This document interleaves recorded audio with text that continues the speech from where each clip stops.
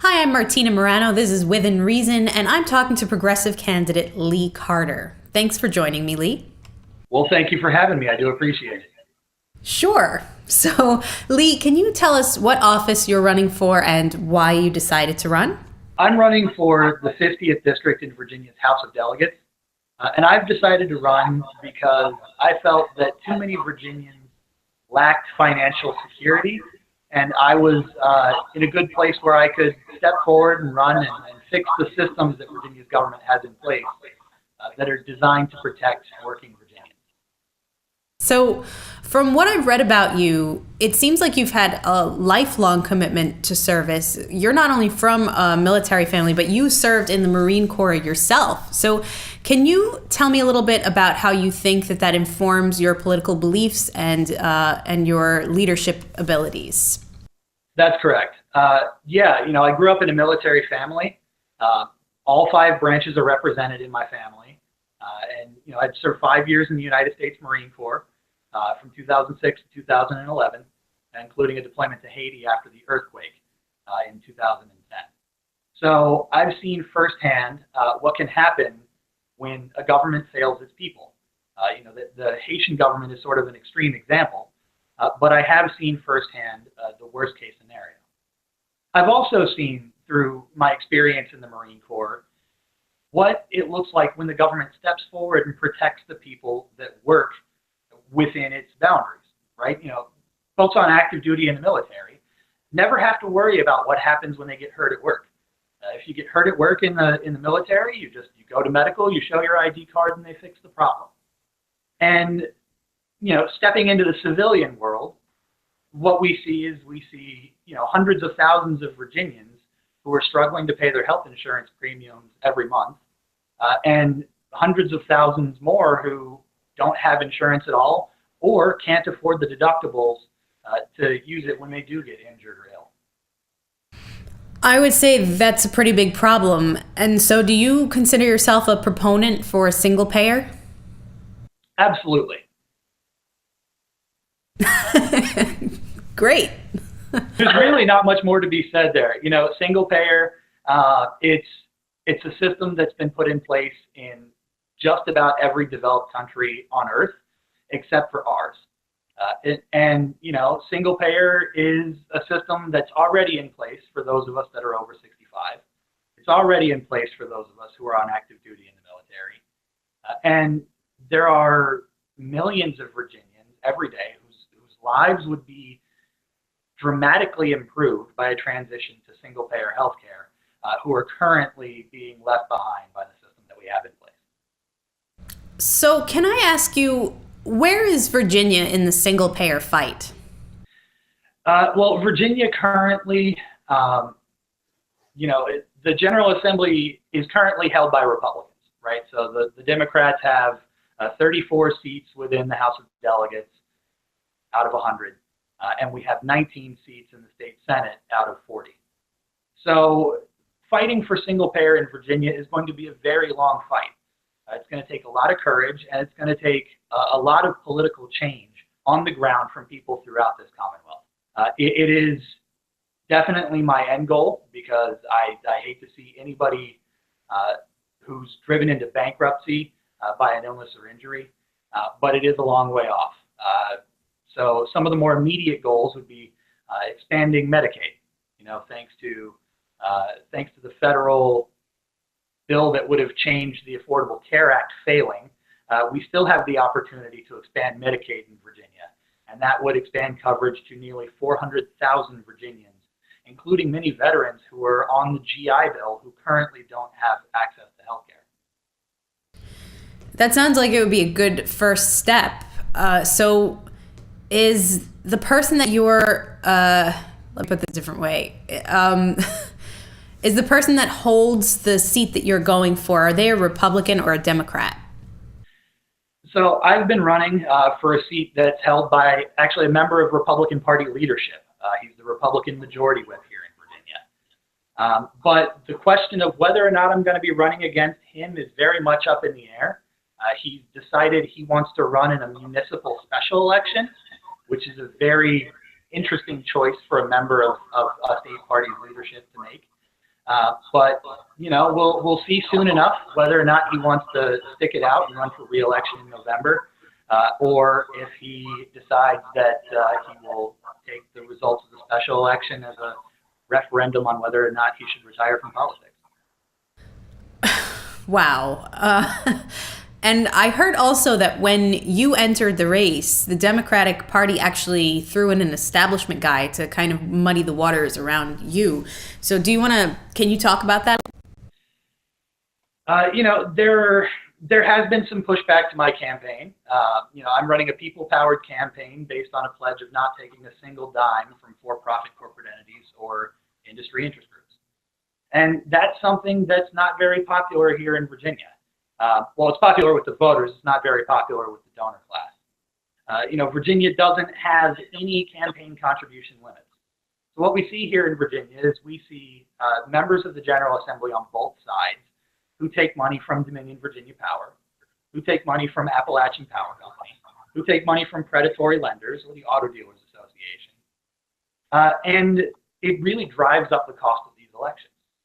I mean, just in the last cycle, in the 2015 cycle, we saw one race in particular for the House of Delegates, which is a district that has about 85,000 people in the district, where each side spent $1 million. And the vast majority of that money did come from special interests. So there has been some pushback because the idea of a people-powered campaign actually achieving results is something that's very, very threatening to the donor class.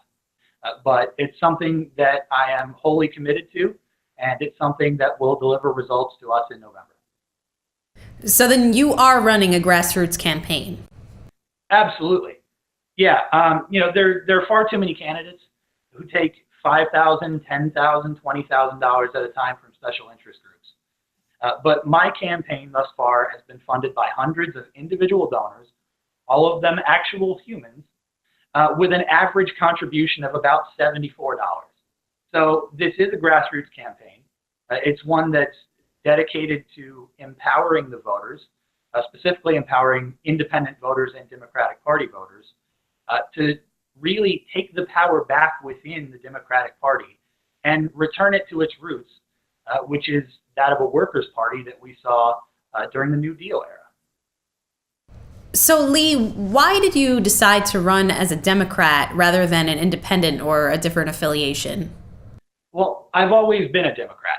I've always been a Democrat who's perhaps a bit more progressive than the party leadership. But progressive values and progressive ideas are tremendously popular with Democratic voters. When you ask a Democratic Party voter whether or not they think we should have single-payer health care, the vast majority say yes. And the ones who say no only say that because they think we can't afford it. When you ask a Democratic Party voter whether you think rights are only rights if you guarantee them for everybody, they'll say, of course that's true. Of course we shouldn't discriminate against anybody based on who they are, what they believe, or who they love. When you ask a Democratic Party voter whether you think we should minimize the influence of corporate contributions in politics, they all, to a person, say, of course we should.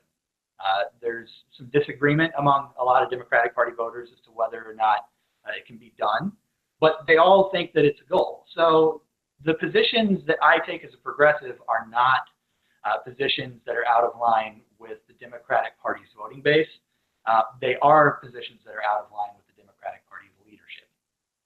Then you think reform is possible within the party?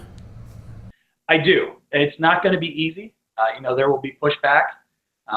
There already has been pushback here in Virginia, but it can definitely be done. And what it's going to take is thousands of people stepping forward and funding the campaigns that they believe in and getting out there and volunteering and making sure that we have conversations with our neighbors about what we want the future of Virginia to look like and what we want the future of Virginia's Democratic Party to look like. Fair enough. I want to talk a little bit about your campaign now. I understand that you are particularly passionate about fighting for affordable housing and worker protections. So can you talk a little bit about the work that you've done in that area? Sure. The moment that pushed me over the edge from just being sort of a political nerd to actually declaring a run for office was an injury that I suffered at work. So I had to deal with the Virginia Workers' Compensation Commission and the laws surrounding the protection of injured workers in Virginia are structured to give Virginia as many excuses as possible to not help the people. So that being the motivating factor in me running for office, I decided that I needed to center this campaign around making sure that people had financial security. There are hundreds of thousands of Virginians who can't find stable employment, and they work a constant stream of temp gigs, or they work 2 and 3 jobs at starvation wages just to get by. There are hundreds of thousands more that do have stable work, but they know that if they get injured or if they fall ill and they can't go to work for a few weeks or a few months, that there's nothing waiting for them when they get back. So that's been the motivating factor in this campaign, is making sure that what happened to my family when I needed Virginia's help the most doesn't happen to anyone else in the future. I think it was on your Facebook profile that I saw you mention that you do some activism in those areas. So what kind of concrete things have you worked on? Yeah, that's correct. So one area of activism in particular that we've seen here in the city of Manassas centers around a mobile home community that's within the city limits. So this mobile home community has about 300 people. It's about 59 families that currently live in it. And the landlords and the property management company have neglected the private sewer infrastructure of this mobile home park for several decades. So currently what we're seeing is the city of Manassas government is attempting to purchase the park for about $2 million taxpayer dollars. Now, this is a massive taxpayer-funded bailout of a negligent landlord that is contingent upon 300 working people losing their homes. So I, thanks to the status of being a candidate and the connections that come along with that, I was able to actually connect those folks, the residents of the East End Mobile Home Park, with an attorney who was willing to take on their cases pro bono. So he's representing them in trying to get some compensation for the conditions that they've been living in.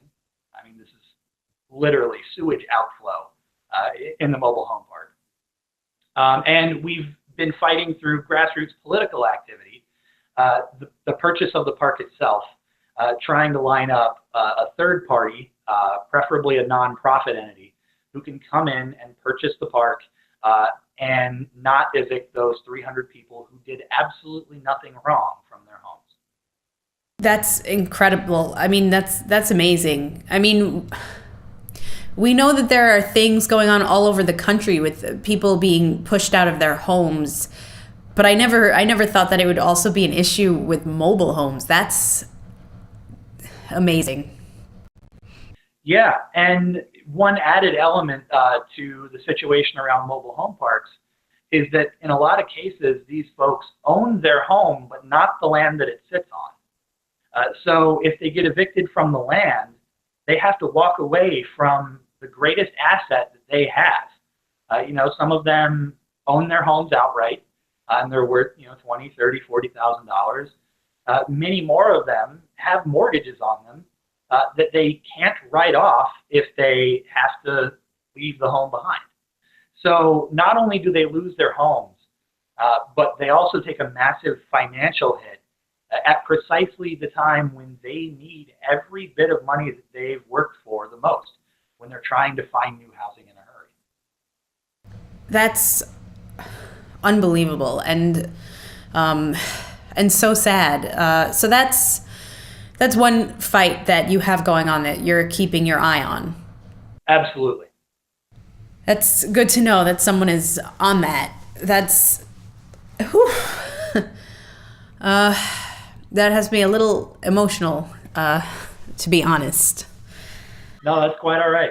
I know it's a lot to take in. Believe me, I had a lot of moments like that when I first started working on this issue. When I actually went down there and I saw the conditions in the East End Mobile Home Park, I'm not going to lie. I ended up, it's going to sound a little silly, but I ended up actually crying in the drive-thru of a Dunkin' Donuts. on my way back home from that. It's something that really it hit home emotionally with me, and that's why I've been so active in trying to help those folks.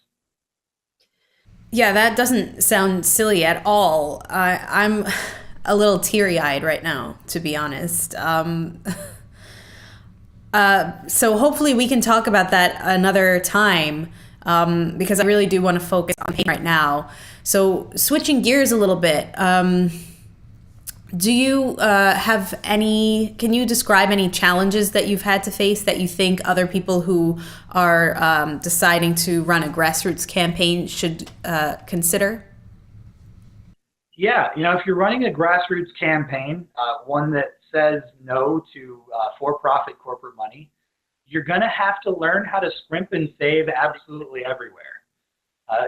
The by the books way of running a campaign, at least here in Virginia, is the candidate is supposed to spend 25 to 35 hours every week on the phone calling donors and asking for money. And then that money for the most part, gets funneled into mailers. So you have to be extremely creative. You have to find ways to contact people. You have to find ways to initiate conversations with your neighbors and decentralize your campaign's infrastructure.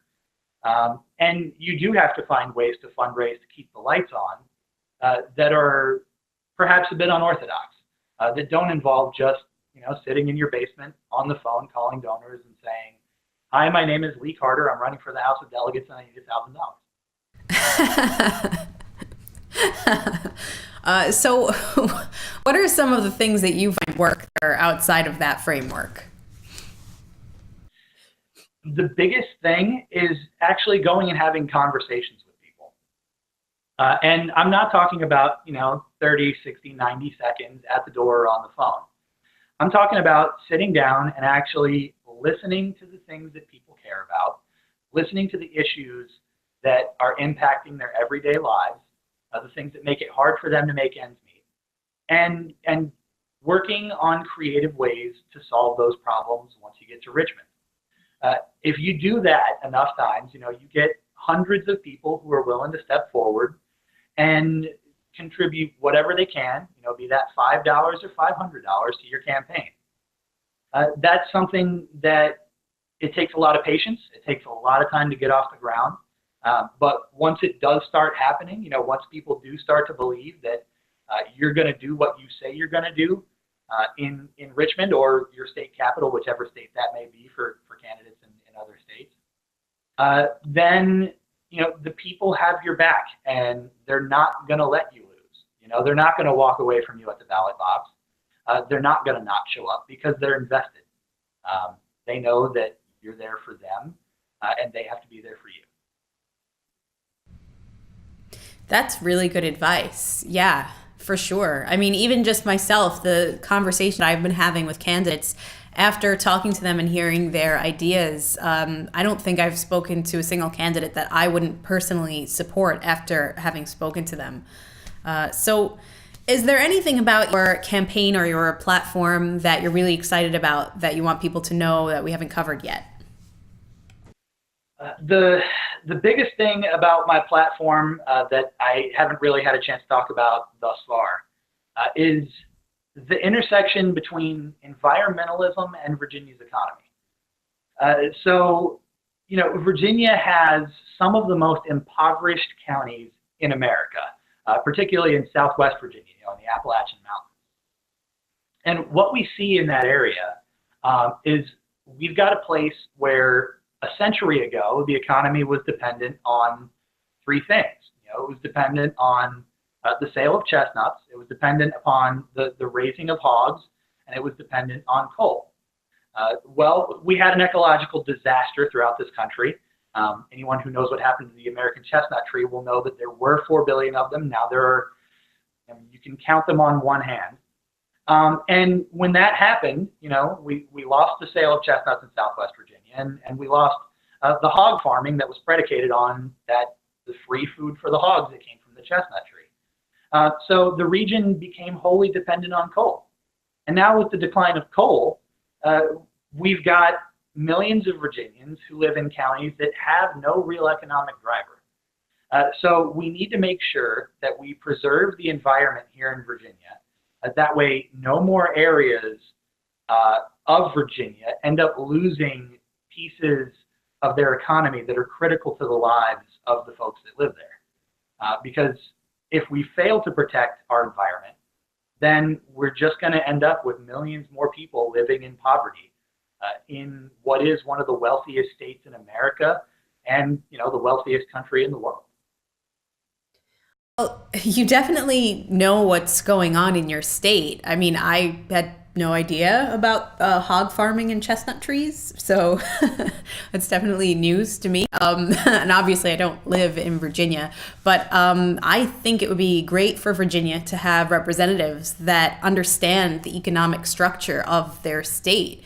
So, do you have an economic plan for Virginia? Like, are there economic practices and policies that you would like to see? Sure. The biggest thing that we've got to do in Virginia is we've got to raise Virginia's minimum wage to a living wage that is indexed to the cost of inflation. Because right now, we've got millions of Virginians who work 50, 60, 70 hours a week just to get by, and they're still living in poverty. If we can do that, then Virginia's businesses will thrive, because what's better than a customer with money in their pockets if you're a business owner? And that will be the biggest single factor towards revitalizing the economy in Virginia, particularly in those areas outside of Northern Virginia that have been struggling for a very, very long time. So would you say that those are things that we can definitely look forward to seeing you fight for when you win your seat? Absolutely. Great. So finally, how can people donate to or otherwise help your campaign? So you can donate to my campaign in several ways. You can find me on CrowdPack or ActBlue. But the easiest way is to just go to my website, which is www.carterforvirginia.com. That's all one word, all spelled out. Great. So thank you once again, Lee Carter, for talking to me. I hope that you'll come back and talk to me again sometime about some of the fights you have ongoing in Virginia for social justice and the progressive agenda. And I think you have a unique perspective coming from such a background of service as you do. So thanks. Thank you so much. It was a pleasure.